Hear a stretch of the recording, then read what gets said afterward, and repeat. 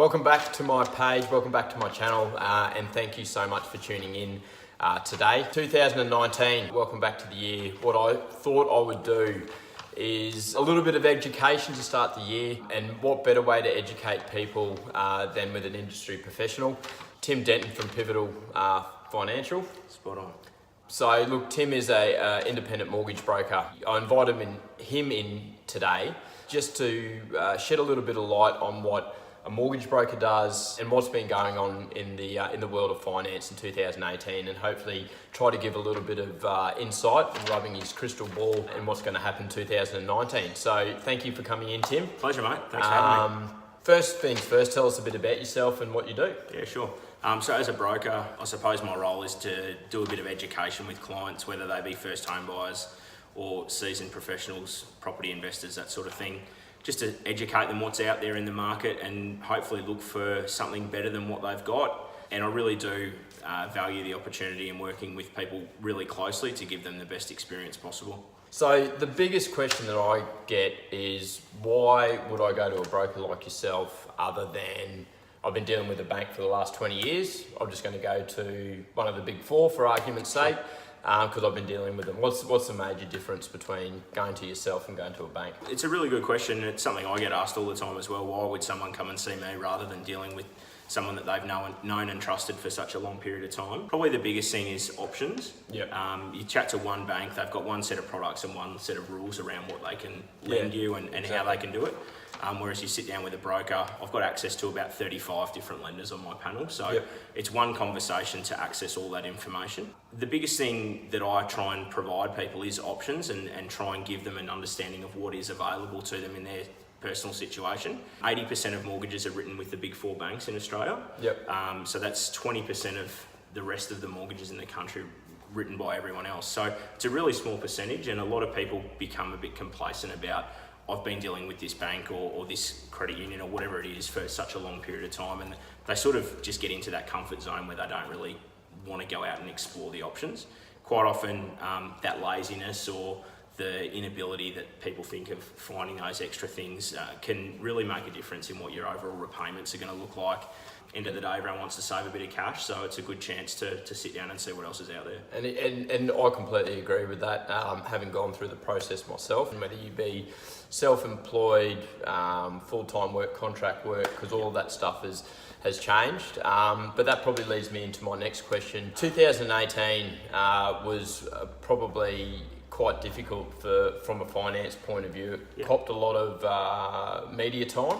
What, in layman's terms, has sort of gone on, and what has affected the financial lending or the borrowing capacity of some people? Sure. So a lot of talk around last year about APRA and ASIC and Royal Commissions and all that sort of stuff, and it was really a bit of a scary time for a lot of people. I think it was probably a little bit over-sensationalised as well in the media. People who were going to be able to borrow money at the start of 2018 will still be able to borrow money now, so they shouldn't be really concerned. What they've probably tightened up on in banking in general is the 50-50 deals are probably a little bit harder to get over the line. It probably means using a broker is a better option now because you do get the access to so many different lenders.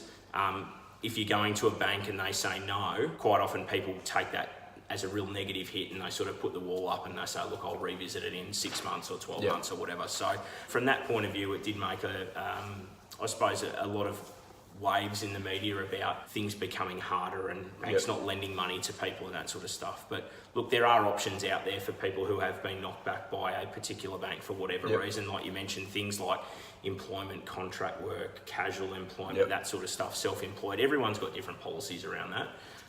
And that's probably just highlighted the need to have the options of different lenders.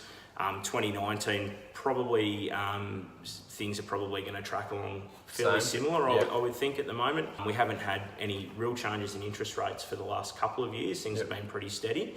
There is a fair bit of talk that towards the middle to the end of the year we'll start seeing some increases. Again, that's a really great time to sit down and review what you've got and make sure it's suitable for you. If you're a first home buyer, what sort of advice would you give someone saying, look, I'm however old, I've had a good job, I'm looking to buy my first property, whether it be unit, townhouse, house, block of land, to get into the market, what would your first step be? It would certainly be to sit down before you're actually planning on buying to figure out with a professional what the strategy is. Like yourself? Like myself. What strategy you need to put in place to actually get yourself going in the right direction. Yep. Quite often people think, oh, I'm ready to buy a house, I've got a good job, I've got a bit of cash in the bank, that sort of stuff. They sort of start going out looking for property, fall in love with a place, and then they can't afford it, or whatever the situation's going to be. So having those conversations earlier down the track can point you in the right direction, even if it's around help about setting up a regular savings pattern, or how to get on top of spending habits and that sort of thing. One of the changes that's coming in 2019 is something called comprehensive credit reporting, which is effectively the bank's ability to share data with each other. So they'll be able to track spending habits and that sort of stuff, which could make things a little bit more challenging. So having a conversation with someone about how to put yourself in the right position for when the time is right is certainly something that I'd recommend. And then the other part of that, for particularly first home buyers, would be something like a pre-approval. Going to a lender saying, all right, this is how much I want to borrow, getting your approval. That way, when you go out looking at homes on the weekend, you know that you're in the right market. You're not wasting your time, you're not wasting agents' time, that sort of stuff. Fantastic. Just making things a little bit easier for you.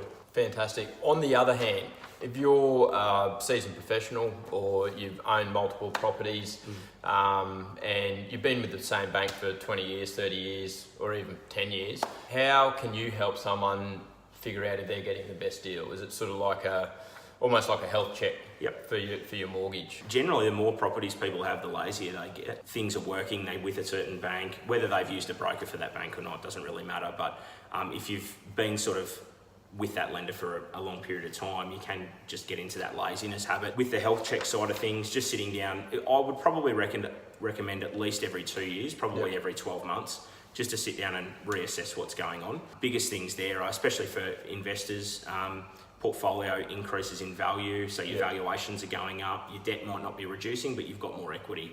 What does that then mean? Is it something that you want to go and buy another place? Without doing those sorts of health checks, you're never really going to know. The other thing is, it's a really competitive environment in the mortgage industry at the moment.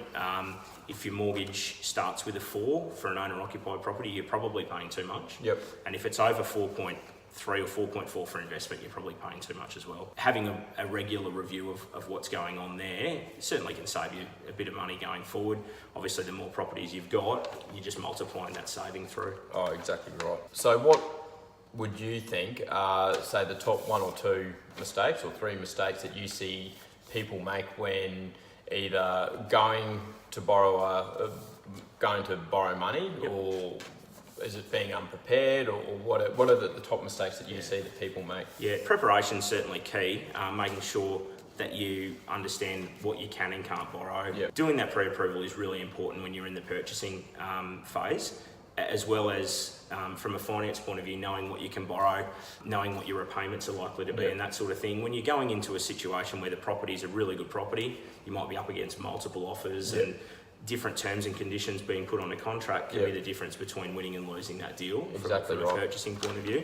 So that's probably the big one, is making sure you've got the pre-approval in place, whether it's a first home buyer or you're out in the market looking. The other things are just really tightening up with what you're doing day to day. Like, banks are becoming a lot harder to deal with. They're looking into expenditure a lot more heavily. So they'll be able to see how many times you get Uber Eats during the week. They'll be able to see the number of transactions you're making at the Pig and Whistle at 3 o'clock on a Saturday morning. Not me. Dan. Those sorts of things, just being mindful of that sort of stuff, potentially being impactful to what you can borrow.